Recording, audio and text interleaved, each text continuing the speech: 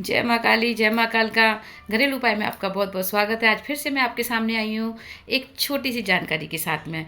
तो मेरे चैनल को आप सब्सक्राइब जरूर करें। सब्सक्राइब करने से क्या है कि मेरी वीडियो आपके पास कंटिन्यू आती रहेगी और मेरे छोटे छोटे उपाय हैं जो आप उसको करके अपने जीवन में बहुत सारे बदलाव ला सकते हैं।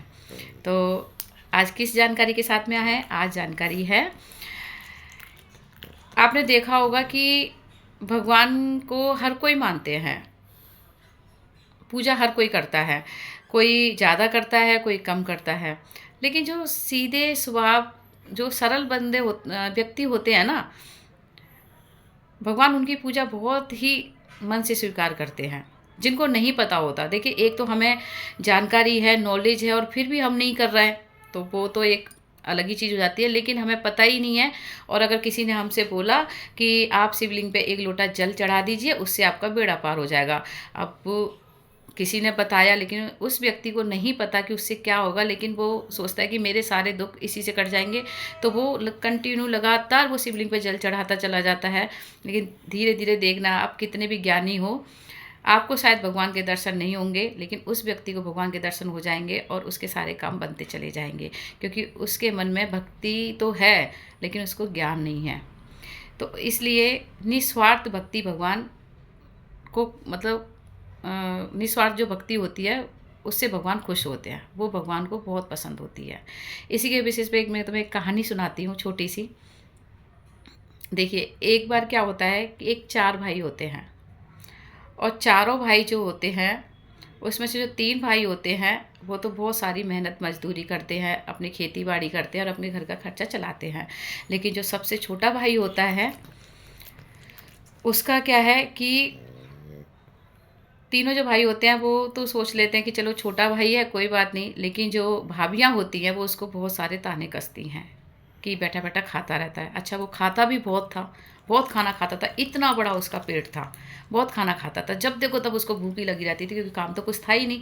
उसको जब भी याद आता था तो क्या आता था कि मुझे कुछ खाना है, बस यही चीज़ उसको याद आती थी। तो उसकी भाभियाँ उसको बड़ा ताना कसती थी, लेकिन उसको पता ही नहीं चलता था कौन मेरे बारे में क्या कह रहा है, अच्छा कह रहा है बुरा कह रहा है, क्योंकि वो तो बस खाने पे अपना पूजा पाठ, अच्छा बुरा कर्म जो भी था उसको खाने पे ही उसकी कहानी चलती रहती थी। तो अब ऐसे होता रहा तो एक दिन घर में हो गया झगड़ा। घर में झगड़ा आ गया, तीनों भाइयों की बीवी अपने अपने पतियों से लड़ने लग गई कि इसको आप कुछ कहते नहीं हो, ये सारा दिन खाता रहता है और हम खाना बना बना के इसके लिए परेशान हो रहे हैं। तो तीनों भाइयों ने क्या करा, प्लान बनाया और कि इसको हम कहीं छोड़ आते हैं। तीनों भाइयों ने छोटे वाले भाई को बुलाया और बोला कि आज चल तेरे को हम कुछ कहाँ की यात्रा करा के लाते हैं, भगवान के दर्शन करा के लाते हैं। वो व्यक्ति बड़ा खुश हो गया, जो छोटा भाई होता है, कहता है हाँ हाँ चलो, चल देता है। तो वो क्या करते हैं, एक मंदिर होता है और मंदिर के आगे उसको बिठा देते हैं। मंदिर उस टाइम बंद होता है, तो कहते हैं कि देख तू यहाँ पे बैठ, अभी मंदिर का पट बंद है, जब खुलेंगे तब भगवान के दर्शन हम करेंगे। उसने कहा ठीक है। अब वो मंदिर का जब शाम को मंदिर का जब दरवाज़ा खुलता है तो अब वो अपने भाइयों को ढूंढता है आसपास, लेकिन उसके भाई नहीं मिलते। तो वो देखता है कि अब मैं क्या करूं, मैं अकेला ही मंदिर में जाऊं दर्शन करने के लिए, भगवान क्या चीज़ होते हैं, कौन होते हैं भगवान। तो वो वहाँ पे खड़ा खड़ा मंदिर की तरफ देखता रहता है, मंदिर के अंदर नहीं जाता। थोड़ी देर बाद में देखता है कि वहाँ पे पंडित वगैरह जो लोग होते हैं, वो कोई भी आ रहा है तो कोई थाली दे के जा रहा है, कोई कुछ दान दे के जा रहा है और वो कुछ खा रहा है, कुछ रख रहा है अपने पास, वो देखता चला जाता है। वो कहता है कि भाई यहाँ तो बहुत ही अच्छा है कि यहाँ तो बार बार मतलब कुछ ना कुछ खाने के लिए मिलता रहता है, क्योंकि वो बाहर बैठा हुआ था जो व्यक्ति मंदिर में दर्शन करते थे, और जब बाहर आते थे भगवान का भोग लगा के तो उसको वो प्रसाद दे के चले जाते थे। अब बड़ा खुश होता है खा के, कहता है कि चलो कोई बात नहीं, मुझे तो अपने से मतलब है, मुझे क्या लेना देना। तो वो फिर अंदर जाता है, दर्शन करता है भगवान के, और भगवान के आगे बहुत सारे भोग होते हैं। तो भगवान जी को कहता है कि अरे भगवान जी आपकी तो मौज ही मौज है, आप तो जब देखो कितनी सारी थालियों में भोजन पड़ा हुआ है, आप तो कुछ भी खा लेते हो, आपको तो हर कोई व्यक्ति आता है कुछ ना कुछ लेके आता है, आपको भोजन कराता है, आप तो बड़े मज़े में हो। अब भगवान जी उसकी बात सुन के बड़े मुस्कुरा रहे होते हैं कि कितना भोला है ये, इसको यही नहीं पता कि दिनचर्या कैसे होती है। तो अब वो देखता रहता है। फिर एक पुजारी मिलता है, तो पुजारी से कहता है कि पुजारी जी हाँ जी, कि यहाँ ये भगवान हर टाइम खाते रहते हैं क्या? तो उसने कहा हाँ, यहाँ पे जो भी व्यक्ति आता है कुछ ना कुछ भगवान के लिए प्रसाद के रूप में लेके आता है, और आप लोग भी खाते हैं? उसका हाँ, हम भी खाते हैं। कि यहाँ भोजन पूरा पेट भर के मिलता है? हाँ बिल्कुल, पेट भर के मिलता है। उसने कहा ठीक है।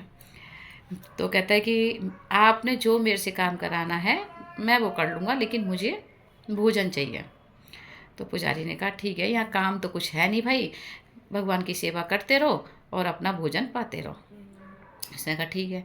अब वो अपना रोज़ जैसे भी थोड़ा बहुत जो लोगों को देखता था, तो कोई कुछ थोड़ा बहुत उसको काम के लिए बोल देता था, वो कर लेता था, उसको पता ही नहीं होता था। लेकिन वो उसकी नज़र खाने पे ही रहती थी कि बस मुझे तो खाना खाना है। वैसे सुबह शाम दोपहर जैसी उसको भूख लगती थी तो वो बड़े पुजारी के पास जाता था, पुजारी जी मुझे भूख लगी है। पुजारी जी उसको रसोई की चाबी दे देते थे और रसोई घर की, और वो वहाँ पे अपना खोलता था तो अपना खा लेता था खाना। इस प्रकार से उसके काफ़ी टाइम बीत गए। अब एक दिन आ गई एकादशी। अब एकादशी वाले दिन ना तो भोग लगे भगवान जी का और ना पंडित लोग खाएं। अब वो देखते देखते सुबह से उसको दोपहर हो गई, 12 बज गए। अब तो उसके भाई भूख उससे सहन ना हो, बड़ा परेशान हो गया कि अब मैं करूं तो करूं क्या। तो कहता है आज खुशबू नहीं आ रही कहीं से भी, ना कोई व्यक्ति जो भी आ रहा है अपना फूल हाल ये चढ़ा के जा रहा है और कोई भोजन लेके नहीं आ रहा।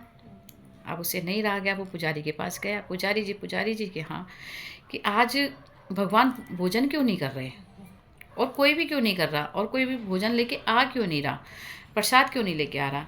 तब पुजारी ने कहा आज एकादशी है और एकादशी को शाम को फलाहार का भोजन होता है, अन्न का भोजन नहीं होता, इसलिए आज सारा दिन अन्न का भोग नहीं लगेगा, प्रसाद नहीं चढ़ेगा, कि आज खाना बनेगा ही नहीं। तो पुजारी ने कहा कि नहीं, आज हम सब लोगों का व्रत है, नहीं बनेंगे। व्रत क्या होता है कि एक दिन भूखा रहना पड़ता है भगवान के लिए। अच्छा, भगवान भूखे रहने से भी खुश होते हैं, लेकिन पुजारी जी मैं तो भूखा नहीं रह सकता। तो उसने कहा अगर तू भूखा नहीं रह सकता तो तू ऐसा कर, रसोई में से अपना आटा चावल चीनी जो भी है तू वो ले जा और अपना बना और भगवान का भोग लगा और खा ले भाई, लेकिन हम मंदिर में तो ये काम नहीं करने देंगे। उसने कहा ठीक है। तो अपने उसने थोड़े बहुत बर्तन भाड़े लिए, थोड़ा बहुत सामान इकट्ठा करा और चल दिया। तो उसने कहा कि फिर वापस आता है पुजारी के पास के पुजारी जी कि हाँ भगवान जी का नाम क्या है, किस नाम से पुकारूंगा मैं भगवान जी को। उसने कहा बस यही बोलना, आओ राम, बैठो राम, खाओ राम, पाओ राम, बस भगवान जी आएंगे भोजन पा लेंगे। अच्छा बस इतना ही बोलना है। उसने कहा ठीक है। वो चल देता है सामान लेके, एक नदी के किनारे जाता है गांव से बाहर, अपना चूल्हा वूल्हा बनाता है, अपने आग वाग जलाता है और अपना भोजन बनाता है।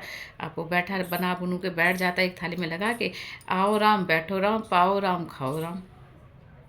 अब कहते कहते उसको 4-5 बार हुए, भगवान नहीं आए। अब उसको गुस्सा आ जाता है, कहता है भगवान जी आ रहे हो या नहीं आ रहे हो, अगर नहीं आ रहे हो तो मैं खा लेता हूँ, मैं पा लेता हूँ इसको भोजन को, क्योंकि मुझे तो लग रही है भूख।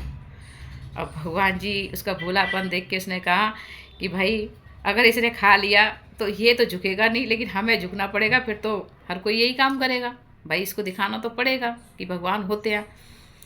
भगवान जी चाहते हैं और उसके सामने खड़े हो जाते हैं कि हाँ भाई आ गए हम। अच्छा आ गए, ठीक है, जहाँ मैं बैठा हूँ वहीं बैठ जाओ। देखो मंदिर में तो बहुत सारे आपके लिए खातिर सातिर होती है ना, आसन वासन बिछाया जाता है, पर्दा डाला जाता है, ऐसे करा जाता है, वैसे करा जाता है। मेरे पास कोई कोई ऐसा हिसाब किताब नहीं है, आओ और बैठो और पालो, जो मैं खा रहा हूँ वो भी पालो।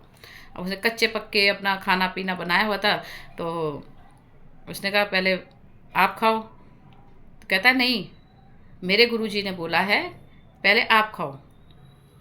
अच्छा, भगवान ने थोड़ा सा भोग लगाया, कहता है नहीं भाई उतना खाओ, पेट भर के खाओ, क्योंकि सुबह से आप भी भूखे हो जैसे मैं भूखा हूँ, क्योंकि आपको अगर कम मैंने खाना खिलाया तो मुझे भी कम खाना पड़ेगा, और जब मुझे कम खाना पड़ेगा ना तो मुझे तो भाई रात को नींद नहीं आएगी, इसलिए खाओ।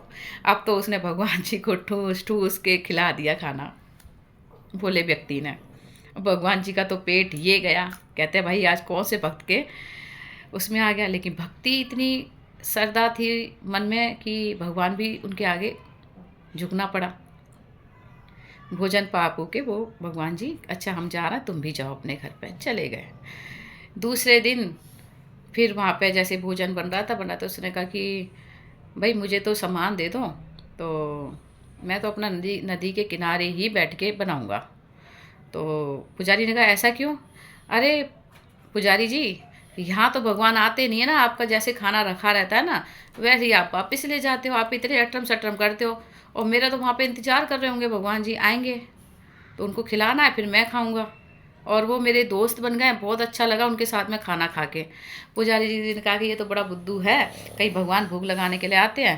अरे भगवान भोग लगाने के लिए नहीं आते, भगवान को सिर्फ दिखाया जाता है, भगवान सिर्फ उसकी खुशबू सूंघते हैं तो भगवान का पेट भर जाता है। तो वो सीधा जो व्यक्ति होता है वो कहता है कि अरे कैसी बात कर रहे हो पुजारी जी, कि भगवान नहीं आते? भगवान आते हैं, खाना खाते हैं। अच्छा तो आज तुम हमें दिखाना। हाँ हाँ बिल्कुल दिखाऊंगा, लेकिन आप छुप के देखना पहले। ठीक है। वो फिर अपना सामान लेके जाता है, जैसे ही करता है अपना बनाता करता है, फिर वो यही बोलता है आओ राम बैठो राम खाओ राम पाओ राम। बहुत बार बोलता है। भगवान कहते हैं कि मैं आऊँ कि नहीं आऊँ, आऊँ या नहीं आऊँ? उसने कहा अगर नहीं आया तो भाई ये तो भोला व्यक्ति खाना खाएगा नहीं, और इसकी भाई हमने लाज भी रखनी है। तो भगवान उसके आगे आते हैं और पुजारी जो होता है वो छुप के देख रहा होता है। जैसे पुजारी जी देखते हैं भगवान को तो भगवान पुजारी जी की आंखों में आंसू की धारा बह जाती है, और फूट फूट के पुजारी जी रोने लग जाते हैं कि पूरी ज़िंदगी मुझे हो गई आपकी सेवा करते करते करते करते विधि विधान से करते करते, और ये 4 दिन से व्यक्ति आया हुआ जिसको किसी विधान का नहीं पता, किसी शास्त्र का नहीं पता, आप इसके साथ में भोजन पा रहे हो। तब भगवान को पुजारी पे भी दया आती है, तब पुजारी को भी दर्शन देते हैं और फिर बोलते हैं कि देख, जिसको ज्ञान है, जिसको शास्त्र पढ़े हैं, जिसने कर्म कांड जानता है और वो जानने के बाद में नहीं करता, वो पाप का दोषी होता है। लेकिन जो नहीं जानता, उसको आपने जैसे सिखाया, उसके घर वालों ने, उसकी माँ ने सिखाया सिर्फ पेट भरना ही जीवन है, उसने वही चीज़ सीख ली अपने जीवन में। उसको कितने उसकी भाभीयों ने भाइयों ने ताने कसे सब कुछ करे, उसने कभी पलट के जवाब नहीं दिया, उसको कभी बुरा ही नहीं लगा, क्योंकि उसको यही पता था कि बस जीवन पेट भरना ही होता है। उसके बाद में उसके भाई उसको घर से बाहर छोड़ के चले गए, तब भी उसको बुरा नहीं लगा, ना उसने याद करा। उसको लगा कि नहीं, पेट में जो भोजन जाता है वही जीवन है। आपने बोला कि यहाँ भोजन मिलेगा तो वो उसी के ऊपर रह गया। तो उसके भोलेपन में उसको कोई भक्ति या भाव नहीं आती, लेकिन उसका जो भोलापन था ना, उसके यही करने से उसके इतने सत्कर्म जुड़ गए ना उसके, कि उसने बड़ों को जवाब नहीं दिया, उसने कोई पाप नहीं करा। तो मुझे तो आना ही था उसको दर्शन देने के लिए, क्योंकि कर्म तो वो अपना कर रहा था ना, चाहे वो पेट भरने का ही कर रहा था। लेकिन ये तो नहीं है कि नहीं, वो अपना, दुनिया कुछ भी बोल रही थी उसके लिए, लेकिन वो अपना कर्म कर रहा था। कर्म ही सबसे बलवान होता है। कर्म आप कोई भी कर लो, लेकिन करो नियम से। जब आप नियम से करोगे तभी उसका फल मिलेगा। देखिए मैं उपाय जो बताती हूँ, आप जब तक उसको कर्म से नहीं करोगे, आप रेगुलर नहीं करोगे, तब तक आपको रिजल्ट नहीं आएगा। ऐसे तो आप वीडियो देखो और छोड़ दो।